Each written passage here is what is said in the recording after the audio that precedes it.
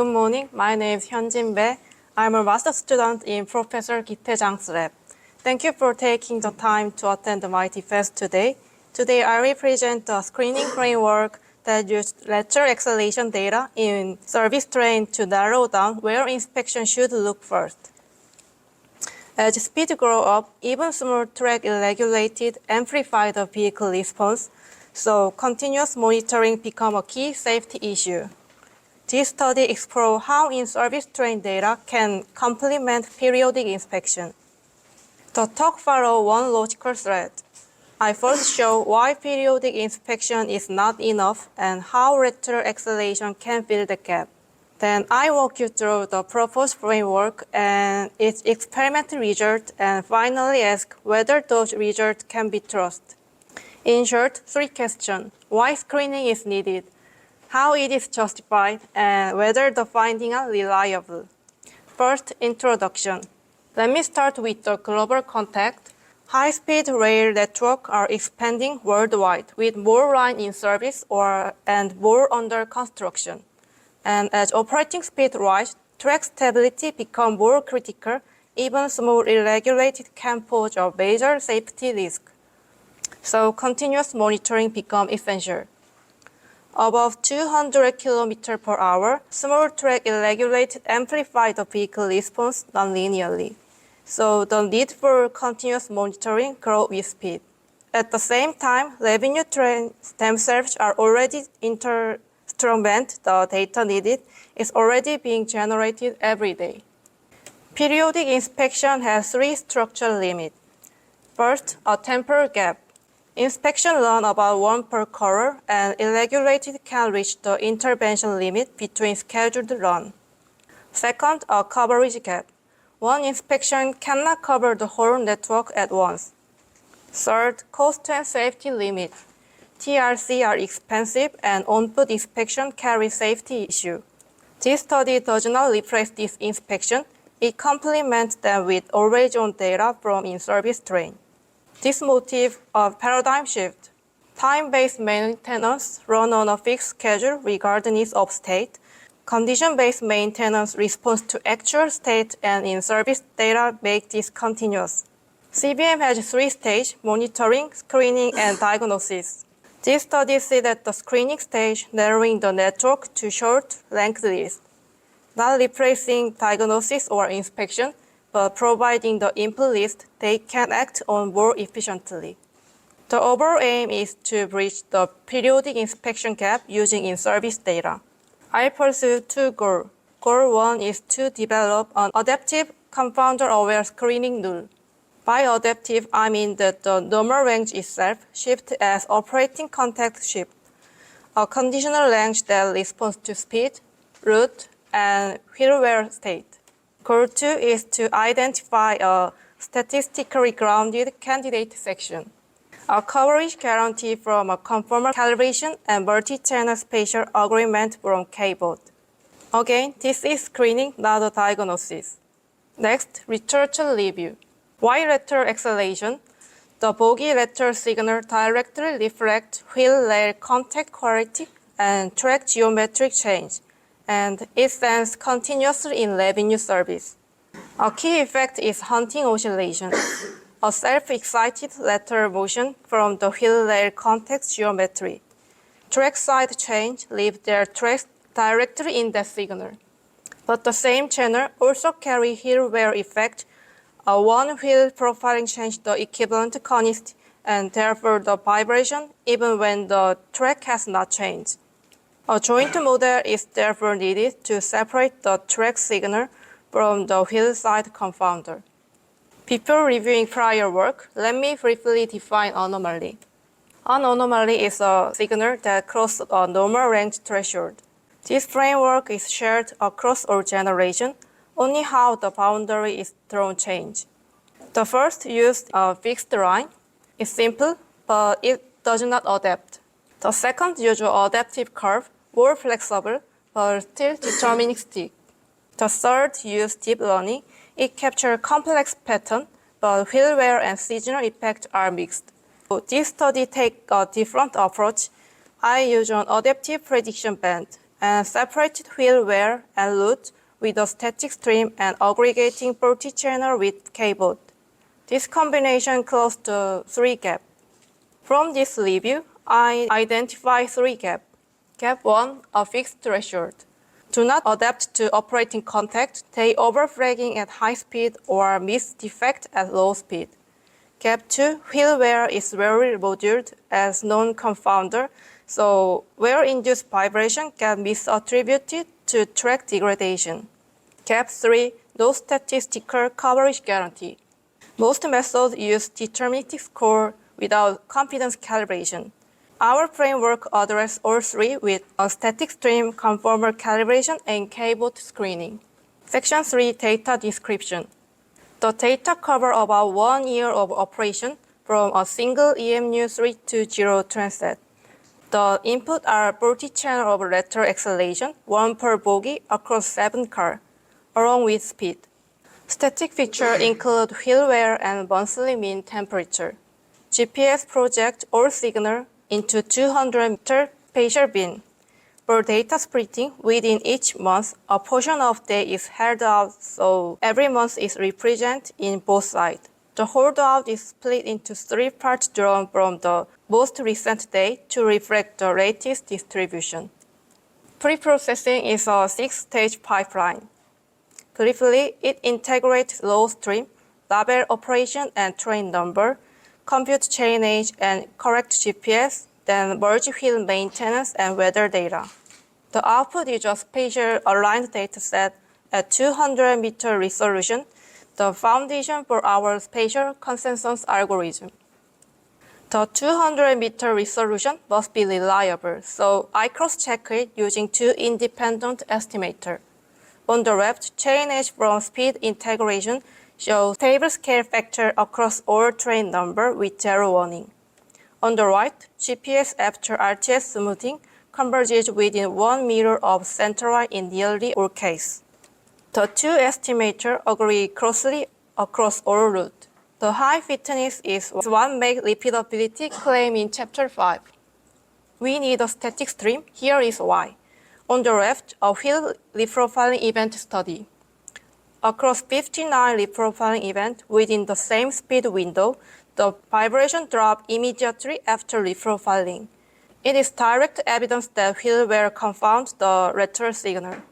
On the right, even after controlling for speed, monthly mean temperature still correlate with RMS lateral acceleration, a seasonal effect isolated from speed. Without a static stream, variation explained by wheel wear and seasonal condition would be misclassified as a trackside anomalies. This is the direct design justification for two-stream architecture. Next, methodology. The framework has 3 stages. Stage 1, the Two-Stream Quantile LSTM-AE run a conditional normal range per spatial bin. Stage 2, conformal prediction post-calibrated for coverage guarantee. Stage 3, K-baud agreement and consecutive bin filter produce final candidate section. Standard LSTM-AE has a single input stream, so wheel wear can leak into the error. 2 design changes fix this.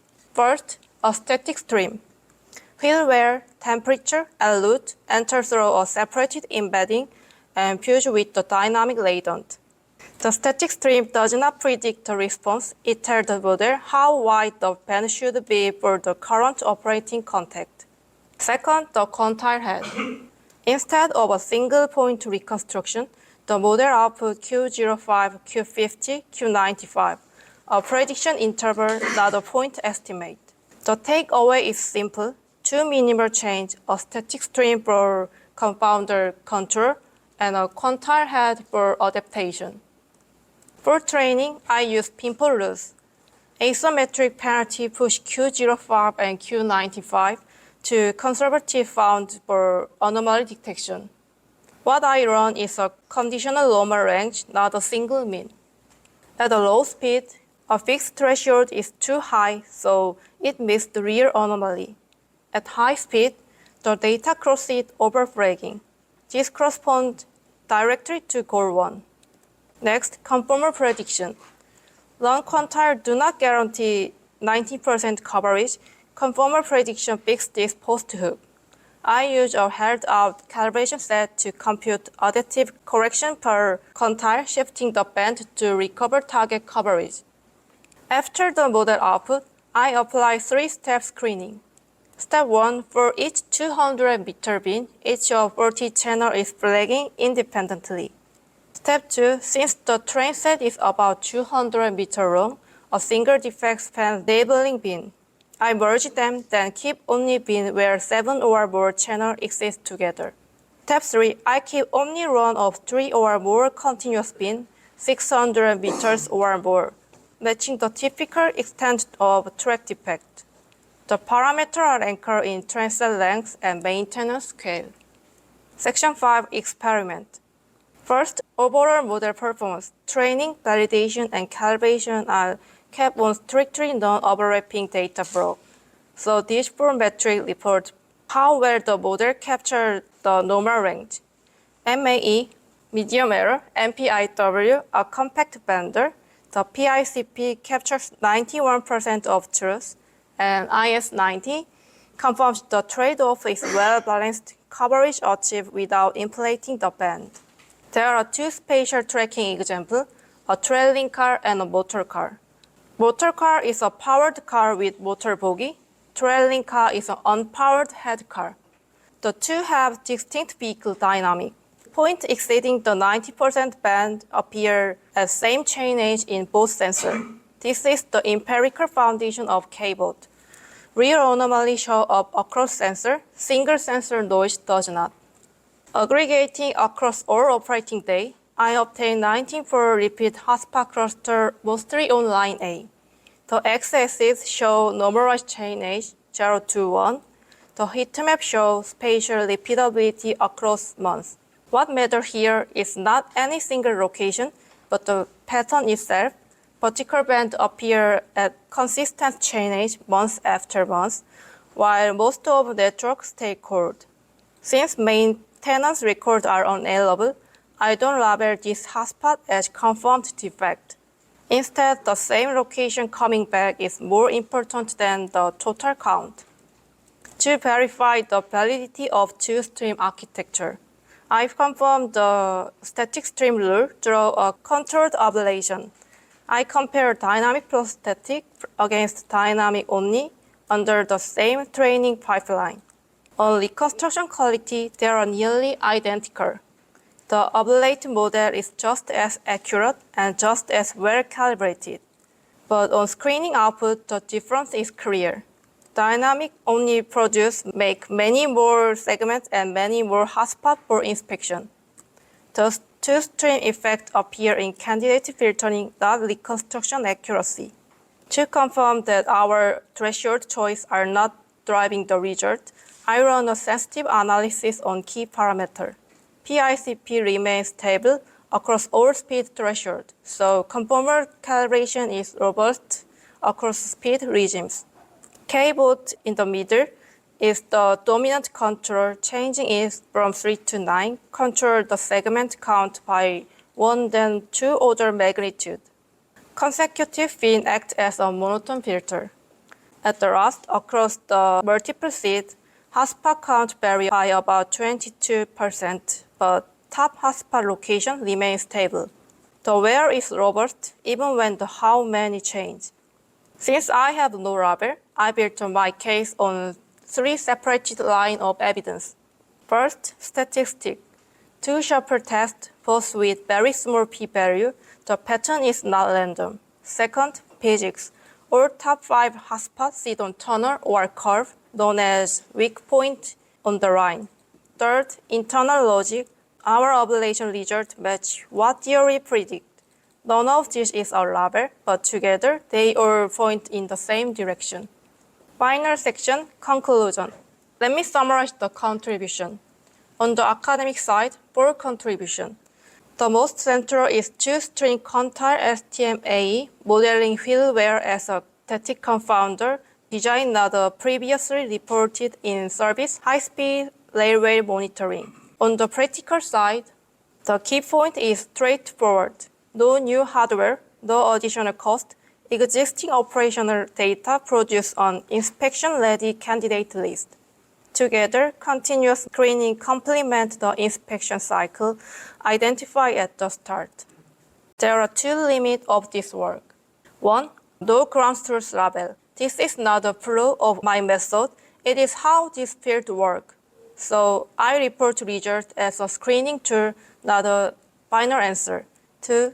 I use one train set only, so the wheel wear pattern or other feature is tied to that single train. Testing on more train is maybe the next step. For future work, there are 3 steps. First, multi-train field testing. Extend to the KORAIL fleet and check our hotspot against real inspection. Second, online update. Run the model as a real-time service. Third, risk-based maintenance. Turn the hotspot into rule for how to spend inspection time. Together, these 3 directions move this work from today's screening approach towards full CBM system. This is conclude my presentation. Thank you for your attention.